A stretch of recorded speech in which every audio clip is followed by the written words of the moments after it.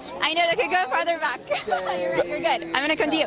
Okay, I have to ask you, I just really admire everything that you're doing with Orlando. So can you just speak about I Am Enough with the Orlando shootings and your campaign? It means a lot. Yeah, you know what, I sort of have been, I try to be public about my struggle with anxiety and depression. And me too. I'm like, the anxiety is paralyzing, and I have it. And this is what happens when you have it. You get in front of people and you start sweating. Really, I sweat on the pits. That's why I'm not wearing sleeves. I don't know. Somebody told me to wear a coat.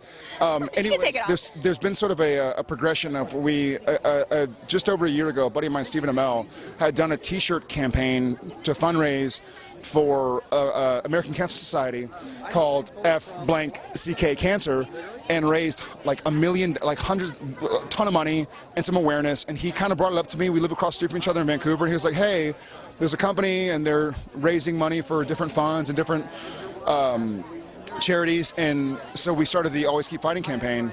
And from that we went to the Love Yourself First campaign, and now to the I Am Enough campaign. And the I Am Enough campaign is something that I've sort of, in learning myself, been trying to tell myself that I am, like, it's not, I feel like the struggle to be something you're not is often second guessing yourself, feeling like you're stuck in a rut or something like that. Yeah, and it can cause anxiety and trigger depression. And so this is something that it's a message that I hold dear to myself, and I try to fight it, and it's not always easy. But immediately we're raising money for One Orlando. And so it's just a nice opportunity to give back.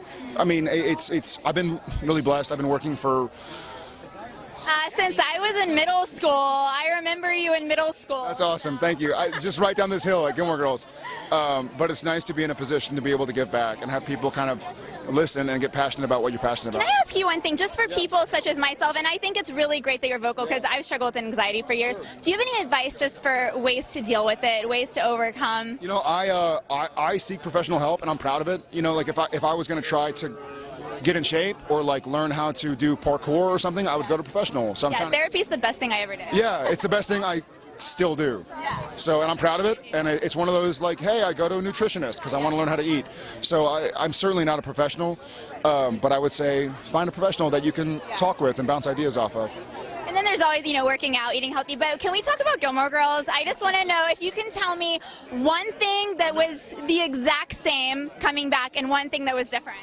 Okay, the exact same was the set, and that was weird. So having shot it 16 years ago, when I was literally 17 years old. I'm getting goosebumps. And then going back, so I had gone back for years, and it had turned into different sets, like Heart of Dixie, it had turned into different movies, and then I had gone through to do ADR or voiceover work or to have meetings with the writers or something. And so I'd been through Stars Hollow, and it was no longer Stars Hollow. So showing back up in February, and it was Stars Hollow again with Dosey's Market and the gazebo and the school. It was sort of like a really chilling experience. It was total deja vu.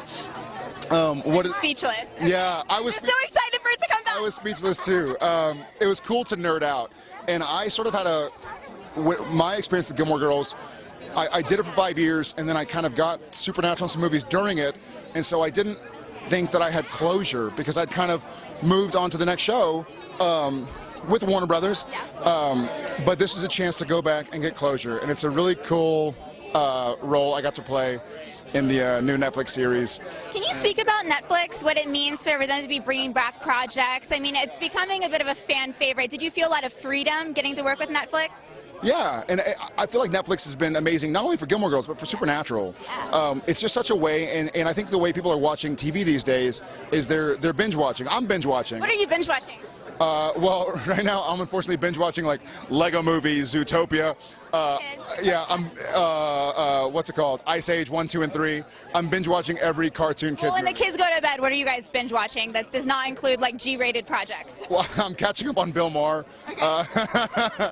But we love Game of Thrones, like everybody, and Walking Dead. We nerd out about the same shows everybody else nerds out about, so I'm kind of one of the crowd, I suppose. Well, I'm very excited for the reboot. Thank you so much for taking the time. That was really nice of you. No, thank you so much. Yeah, you got it.